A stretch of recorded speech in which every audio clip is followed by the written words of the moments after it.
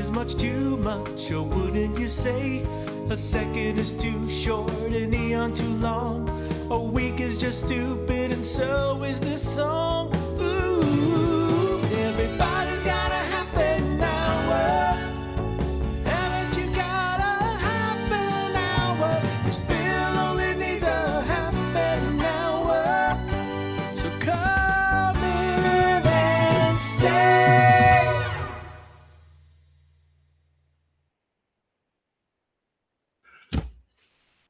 Hello, everyone. Welcome to the Kirchenbauer Half an Hour live from Bangkok, Thailand, the video podcasting capital of the world. I'm Bill Kirchenbauer, your host for the Kirchenbauer Half an Hour, along with Paul Brumbaugh. Say hi, Paul. There you go. There's Paul, and he's taking care of everything you see because I do nothing but sit here and talk. This is the Kirchenbauer Half an Hour, and we've been doing this now for, I don't know, 5 or 6 weeks, and we're getting better all the time. We've been playing with the background. Um, this is real. I screwed around so much with a green screen, trying to make things look like a nice office, or I live on the beach, or I live on a mountaintop in Switzerland, and it didn't work. It wasn't working out.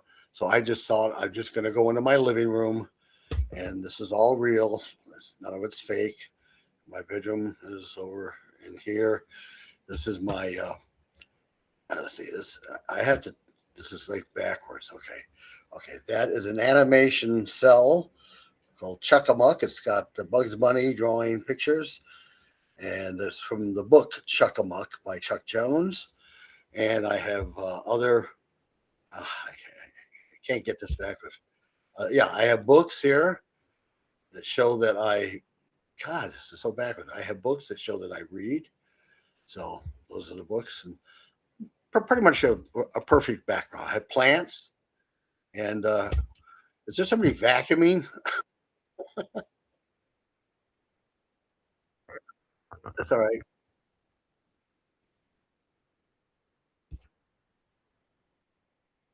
Is that a leaf blower?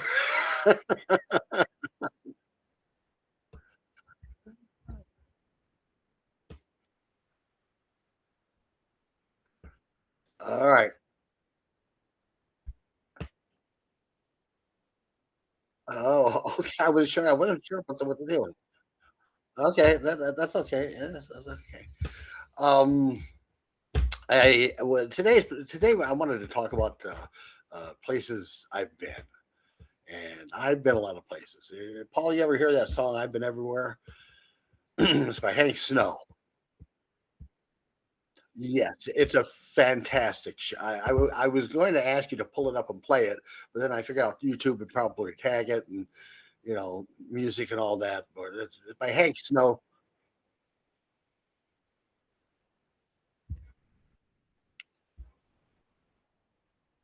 Oh, okay. You can probably find it on YouTube if you want to look for it. But it's a great song. I've always wanted to be able to perform it myself. It's by Hank Snow, and I'm not a huge country music fan, but I like Willie and stuff like this. And this is an old song. This guy did this back in the 50s or 60s, and it kind of goes, "I've been everywhere, man. I've been everywhere. Yakima, Yamana." It's just this long thing of list of towns and places that are just it's just amazing. It names just about every place you could think of in the United States. And Johnny Cash, I think, once did it, and it's a hard song to do because it's got all these names of places, and you have to spit them out like a rapper. But I've always admired that particular song because it kind of explains my life. I started out in Salzburg, Austria. That's where I was born, and then my dad was in the army, and have I have been just about everywhere. Now I'm no world. Well, I am. I'm a world traveler, but there's a lot of people who've been everywhere more than I have. I've never been to Africa. Uh, closest thing to South America is Costa Rica. But I just wanted to. I've lived in the United States now, a lot of places, and one of my favorite places that I lived, Paul, is San Francisco. In fact, I think it happens to be my, and I've seen the rest of the world, or the rest of the United States, New York, all the big cities, all the small cities, all the medium-sized cities. I've been to Spokane. I've been to, I lived in Muskegon, Michigan, but all of the cities that I've been to, I thought San Francisco really hit all the little boxes. It's picturesque, it's on the bay, it's got fresh air, it's got the Golden Gate Bridge, and so when I was about 21 or 22 and just come out to Los Angeles, I was very poor. I mean, I had a car and some luggage that turned into my furniture when I found an apartment. I found an apartment and I dragged the mattress that the guy who moved out had thrown out.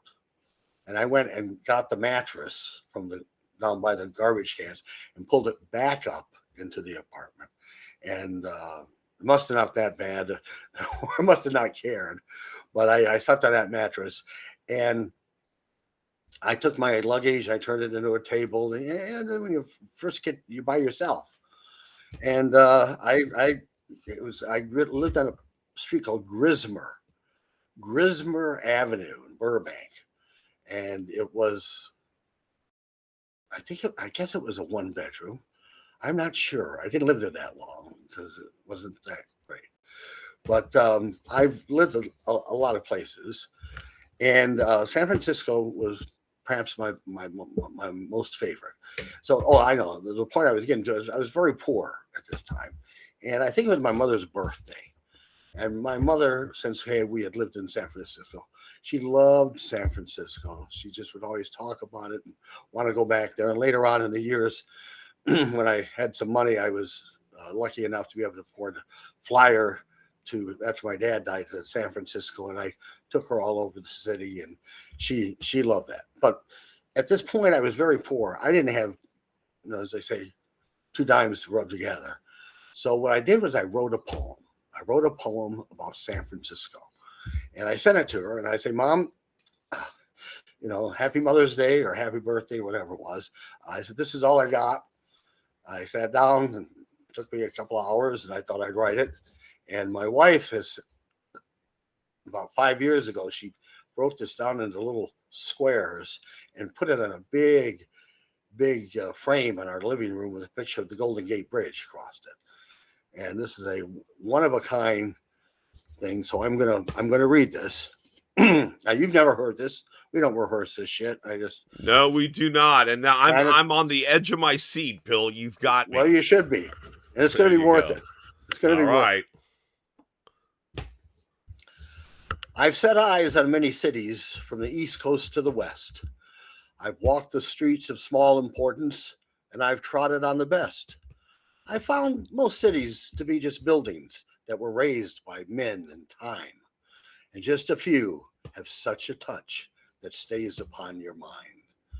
But San Francisco, she's a lady, and she throws her head back proud. Her hills are just her body, and she wears a foggy cloud. Her bay isn't ocean water, it's a very special wine. Because San Francisco, she's a lady and a very special kind. I felt her coldness chill my face, a chill that's hard to stop. And I've licked my lips to wet a crack when her breath is almost hot.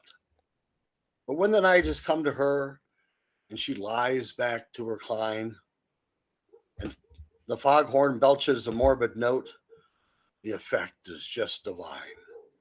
You have to love her style and the way she carries it. Because San Francisco, she's a lady, and a lady every bit. Yeah, okay. And of course, we even heard that now the dog chimed in next door. He started barking at the end there. So you checked all the boxes. Let me ask you this. You mentioned about checking all the boxes. I agree. Your city has to check some boxes. What are some of those boxes? And you can think of any city, you could think of all of them. You could Well, just we've think of lived it in in the, general. like I said, I went to like 14 schools in 12 years. I've been in every state in the union except Vermont. And I'd like to go there sometime. I was in Maine. I almost went over there just to say, but Vermont is the only state. I lived in Alaska for 3 years. Alaska Which was a is very beautiful, impressive. right? Beautiful. Yes, it is, but in 1961, it wasn't so beautiful. They had no satellites. It is colder than shit. And you really have to deal with the. I remember going up there for it's either dark all the time, Right, which is kind of a mind fuck, right. or it's light all the time, which is kind of a mind fuck. And there are parts like 2 months in between that are kind of get grayish, kind of in between. And it does get summerish. But then the mosquitoes are, but as far as nice weather, you got about 3 months kind of in the summer where you don't have to fight with it. And it's cold, it's big. Uh, my dad was stationed. We were in Fairbanks, and then we lived in a place called Kenai, which is on the Kenai Peninsula, about 100 miles from Anchorage. And back in I think remember this is 1961, and we lived in a fort that was had maybe 1,000 people that lived there, and we were there because they had a radar. It was a support fort for a radar station that they had all these big dishes looking for the Russians to coming over the North Pole, and that's what we were Right. there looking for Russians to come over the North Pole. There weren't that many people. My best friend was like a 19-year-old Puerto Rican guy who was married, so they gave him a house, and he and I would trade comic books. Mm. And every Saturday we go down to the PX, and books would come in, and he could buy like 20 of them, and I could buy afford to buy like two. And I thought, yeah, if I ever grow up, I'm going to get myself a job, and I'm going to spend all my money on comic books. But it got very cold. My dad literally went out. You heard of this? We're going out with a bucket of water and throwing it up out in the air, and it would come down in just a big sheet of glass almost. Right. And you had to plug in your car so it wouldn't go dead overnight.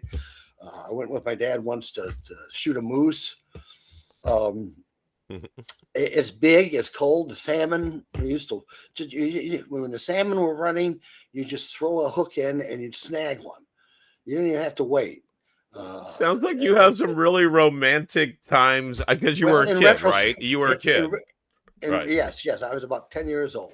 In retrospect, yes, I did. I've been on the rivers are so cold, they're not blue, they're like greenish kind of, and they had these whirlpools in them, and we used to get a salmon that had eggs in it and use the eggs. This is why I can't look at salmon caviar. Uh, I used to, and I actually used to have a caviar company, but I couldn't look at the salmon ones because it always reminded me of the bait we used to use. You put it on the hook, and the salmon would eat their own eggs. But you'd see moose. You'd see, so my dad had an eyes. He'd drive down the road. And he'd go, "There's a moose," and he could spot them. And it's hard because they really blend in. Um, Again, it was 1961. Television, the Army base had their own TV station. They had like two cameras, and they started at like 6 o'clock and they ended at 8. And they show old Dobie Gillis reruns and cartoons and some other the cheapest stuff they could get. It was terrible, and I hated that. I had a library card, and I would go to the library, and the movie theater was right across the street, and I got in for free because I delivered the daily newsletter.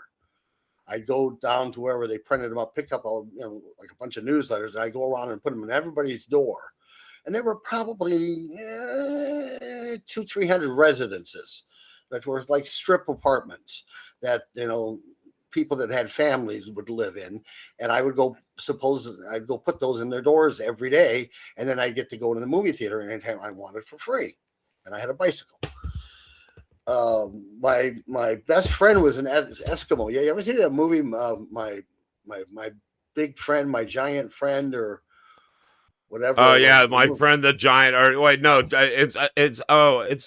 You talking about? Is it animated? No. It's a Okay. real. It's. I've lost you somehow. I can't see you. Oh no, No, it's only because It's only because here I'm here. I just have to okay. do that once in a while. Okay. Yeah. My good friend was this Inuit. I'll say Inuit because you're not supposed Okay. to say Eskimo.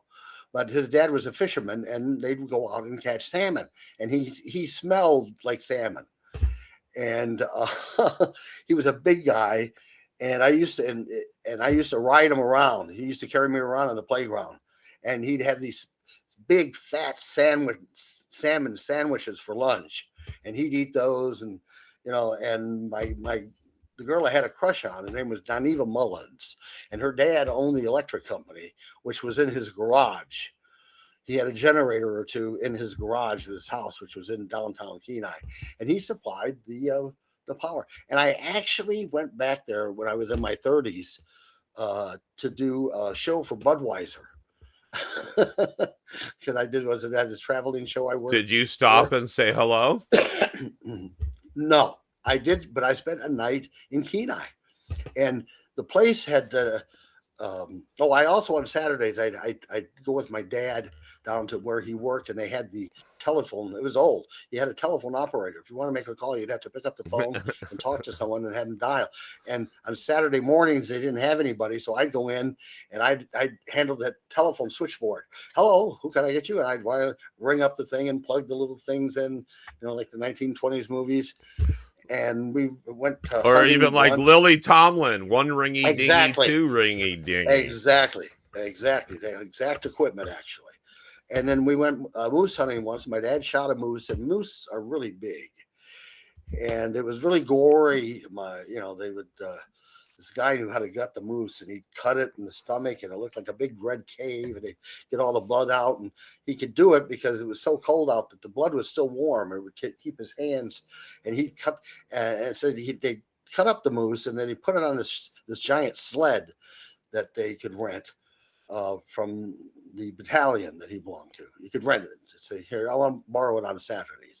And then you load up the moose pieces and you pull them back to your place and give it out to people because nobody had a freezer that big. And my dad got back to the house. I remember one time going, "Where's the liver? Where's the liver?" And so he had to go backtrack and found the liver and came back. So I lived there. That was very impressive in retrospect, but it gets, we were really out of it. There was no satellites. It was desolate, but I did, fishing, and I had, my dad bought me a 22 caliber rifle, which is something we wouldn't have done if we lived in North Hollywood. It was, it was fun, but Alaska. I don't know. Have you been to North Hollywood lately? Yeah, I have actually. Let's see. That might actually be a good thing to have. The apocalypse has arrived. Now, I have cousins that have never been out of the state that they live in, Michigan, and proud of it. I have with one cousin said, "I've never been out of the state of Michigan," and I thought, really? I mean, you wouldn't just go down to the border to 200 miles away and put your foot over and just say, "Hey, I got out." So I've been a lot of places. How did you guys decide on Thailand? I know we've talked about it, but it must have checked a few boxes for you and your wife to uproot yourself. Well, like I said, I came over here and saw that we had visited once back in the 80s, and it was pretty much third world there. I don't want to go over that because that's on episode 1, I think. But I'll tell you about going to Los Angeles. That's the big one. I lived in Florida, and I had done radio. I worked for WSUN St. Petersburg, Florida, and now we hear the melodic tones of the Raycon Singers. And I hated this music, and it was, Frankie Valli, and not even that hip. It was Johnny Mathis and Perry Como, and that's the kind of music I like now, actually. But it was not my, I went to radio and television. I went to community college, or as 13th and 14th grade, as I like to call it. And I took radio and television, and I learned how to say February and all those kind of broadcasting. And back then, again, even broadcasting was, they had one color camera, and it was radio, and the people that did it, they couldn't make a living in it, so they decided to teach it. And I got a job at a radio station it was actually in the mailroom, but on the weekend they let me run religious programming. And I lived there. That was the longest I lived anywhere. I went to high school there, and I did theater. And people always ask me, how do you get into show business? And you just kind of gradually happen. I remember seeing West Side Story at my high school play. They did it, and I remember seeing that live. I thought, wow, look at that, Chris, magnificent. They did a pretty good job at the high school, and I auditioned for the. So I said, I'm gonna try to do this, and I auditioned for the part of Sakini in Tea House of the August Moon, which is the part that Marlon Brando played in the movie Tea House of the August Moon. And you have to play a guy that's Japanese, and I kind of got little slitty eyes anyway, and they put makeup. Anyway, I got the part, and I had a great time. And the biggest compliment was I had an Asian woman come back stage afterwards with her son, and she looked at me. She said, "You're not Asian." I said, "No." She said, "Oh, I thought you were Asian." This is an Asian woman telling me she thought I was Asian. So I got the bug. I got the bug for that, and then I did impressions. I did puppets when I was a kid, and so anyway, I was in radio doing this radio, and my girlfriend at the time won a scholarship to the California Institute of the Arts, which is a very prestigious college of arts. And she said, "I've got to go to California," and I was like 19, madly in love. And I said, "Well, I just put in an application to the hip rock station in town, and I'm supposed to hear back from them. If I get the job, I'm going to stay here, and if I don't, I'll see you in California." Well, 2 weeks went. She took off. 2 weeks went by, and I got a call from the guys, and they said, "Well, you were second, but we went with this other guy, so sorry." So I went, "Oh." I packed up all my stuff, and my mother cried, and I had a car, a 1968 Mustang, and I drove to California in about 4 hours because there was sex at the end of that drive. You were motivated. I was motivated. No, not 4 hours. It took. I think I did about 2.5 days. I remember going about 120 to Arizona. It was too late to give me a ticket. And I got to. She lived in Sepulveda. She had gotten an apartment in Sepulveda, and I went and I knocked on the door, and she opened the door and she went, "Oh, hi." And I looked, and there was a guy sitting on the couch with his shirt off. And I said, "Hi." She said, "Oh, yeah, this is David. He lives downstairs." So the guy gets up, puts his shirt on, and goes downstairs. And I'm an idiot. I didn't want to believe she couldn't go 2 weeks without snagging another boyfriend. So needless to say, things didn't go well. And we were planning to live together. I had to go out and get my own place. That was it. She was in love with this guy. He was a musician.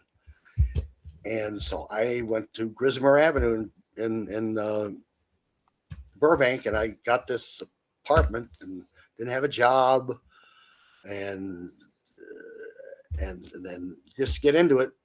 Just I took improv classes and mime, and just So I lived in LA. LA is the place I lived the longest. I've lived in Wisconsin. That was great. Milwaukee is nice if you drink beer.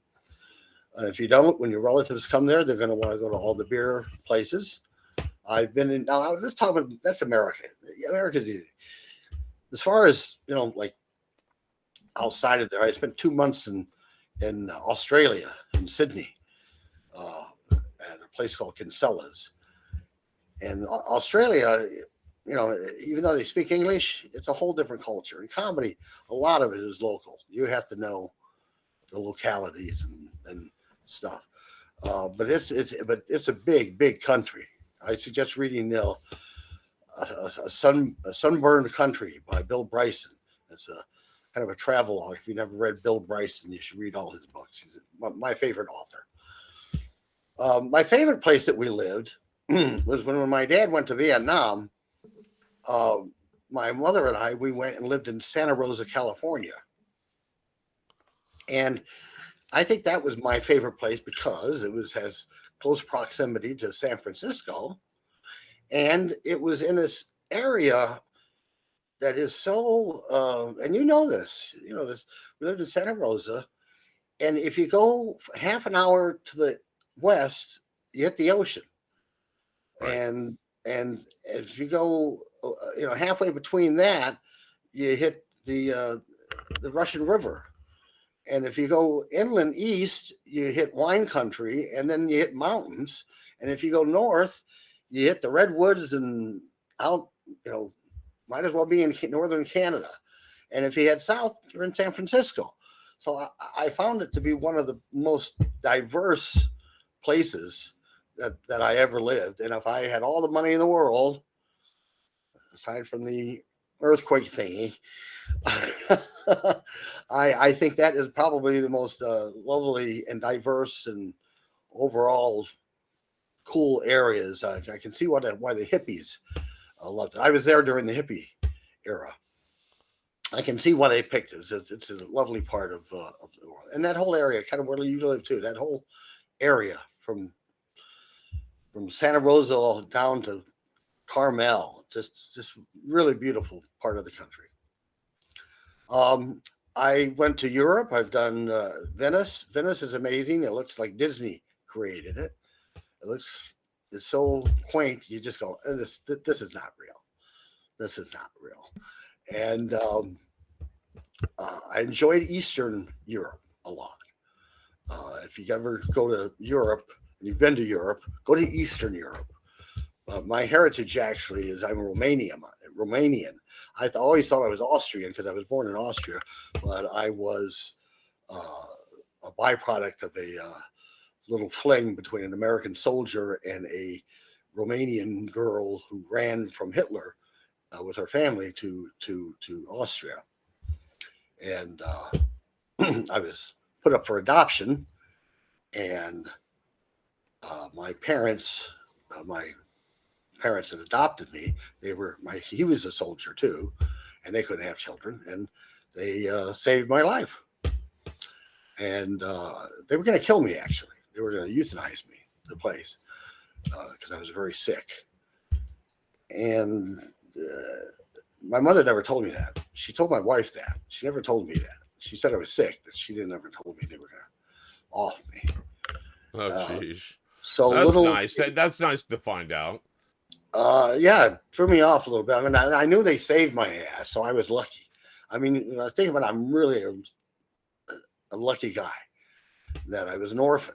And the earliest memories, and I don't know if these are real memories or not, but I remember seeing stained glass and lots of cribs. And I don't know where I'd make that up, but I've had that memory ever since I was a kid. And so I think the orphanage might have been in a church, and there were lots of other kids in cribs. And that's like a memory, that's kind of one of your earliest memories. Yeah, that in Georgia. Then okay, and then I remember, Georgia. We lived in Fort Benning, Georgia. It was a series of different forts and bases, and we went to Milwaukee. My dad worked with the Nike missiles back then. And then we San Francisco and El Paso. We lived in El Paso, Texas. We lived in Davenport, Iowa. My dad got out of the Army and thought he was going to be a chiropractor, but that didn't work out. So, and then I went into comedy, and like my good friend Gallagher says, I will be appearing everywhere eventually, and I've been just about everywhere in this country. It's a big country, but you know what? It's a big world too, and I feel sorry for people that live just kind of in that little regional area, maybe that state, that little area there. A wise man once said, "Don't tell me where you've been. Tell me." Oh no, I got it backwards. Wise man once said, "Don't tell me where you went to school. Tell me where you've been." And I think that holds true because there's a big world out there, and it's not everything done the way you do it, or the way you speak, or the way they believe in. It's just a big, wide, wonderful world. I think probably the guy that traveled it the most was Ripley. Remember Ripley? Ripley's Believe It or Not. That Yep. guy would travel the whole world looking for weird people and weird things and stuff like that. And then Anthony Bourdain, Oh yeah. I think he traveled a lot. Traveling's really gotten to be well. We gripe and bitch about it, but we can be places in a couple hours that used to take days. Used to back in the 30s, if you want to go from LA to New York fast, you took a train and it took 4 days. So it's improved. You can be anywhere. The world has gotten smaller, and those are the places I've been. And so I would just like to say that life is a crapshoot, and you don't even get to roll your own dice. So that's it for the Kirchenbauer Half an Hour. For me and Paul Brumbaugh, take care. I hope you enjoyed part of us talking today. And come back next time. We're on every week. So take care. Paul? All right.